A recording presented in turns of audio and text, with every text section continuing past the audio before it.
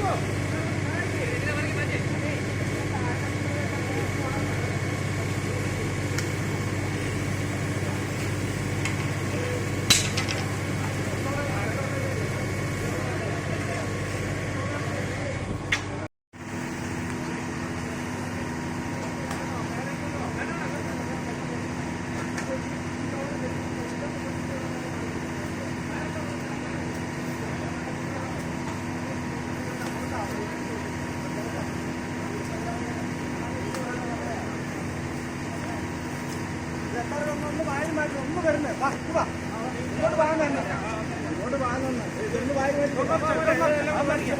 വാരി